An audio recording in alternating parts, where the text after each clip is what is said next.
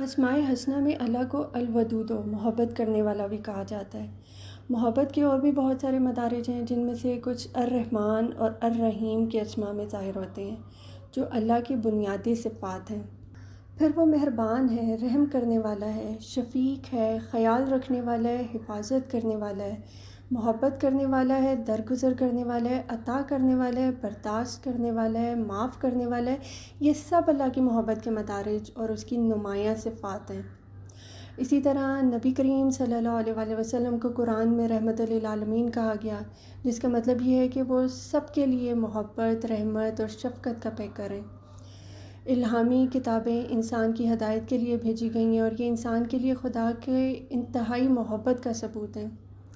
قرآن کے کئی حصے ایسے ہیں کہ انسان کے نام لکھے گئے خدا کے محبت نامے لگتے ہیں۔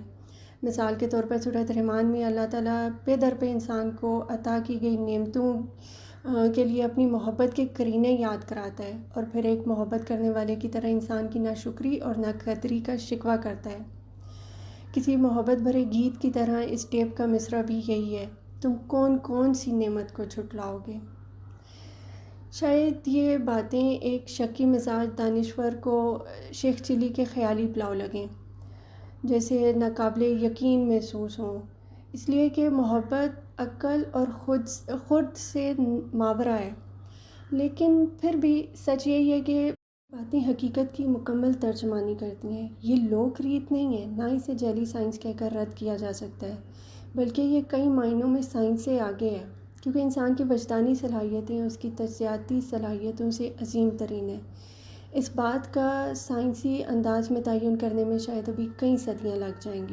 جب بھی کوئی کسی خیال کو ایک شکل دینا چاہتا ہے، خواہ وہ دستکاری ہو، مصوری، فن تعمیر، ٹیکنالوجی، ایجادات، کوئی کتاب ہو یا پروجیکٹ ہو، کام ہمیشہ سٹیپ بائی سٹیپ ہی آگے بڑھتا ہے۔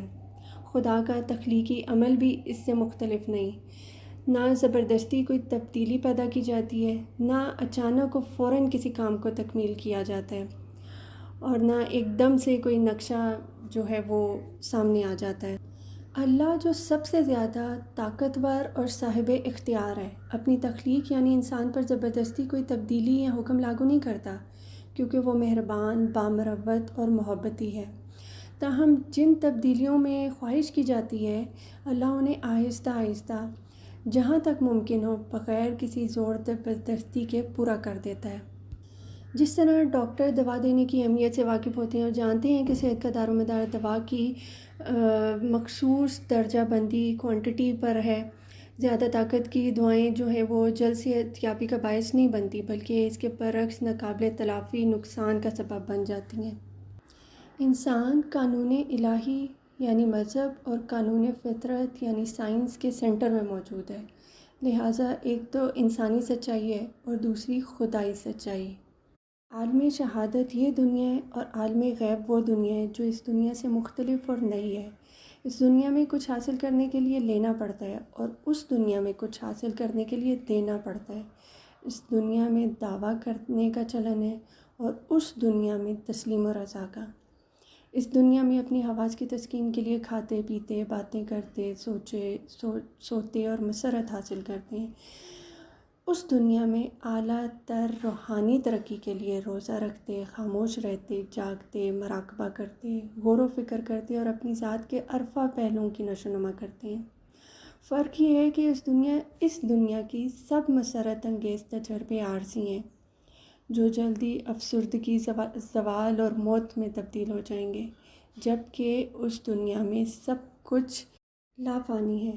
اس طرح عالم شہادت حواس اور ظاہر کی دنیا اور عالم غیب ذہن، نفس، روح کی دنیا بھی اسی طرح دو متوازی دنیایں ہیں، ایک عیاں ہے، ایک نیہا ہے، ایک جسمانی ہے، دوسری روحانی ہے، ایک عارضی ہے، دوسری مستقل ہے۔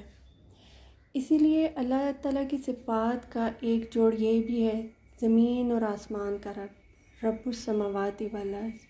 یہ دونوں دنیائیں ایک دوسرے کی کایا پلٹ ہیں۔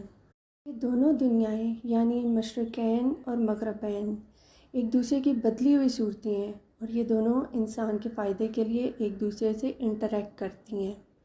مشرق کا خدا اور مغرب کا خدا، رب المشرقین و رب المغربین، یہ اللہ کی دو صفات ہیں۔ یہ ایک ہی حقیقت کے دو مظاہر ہیں، یہ اللہ کے دو متوازی کنارے ہیں۔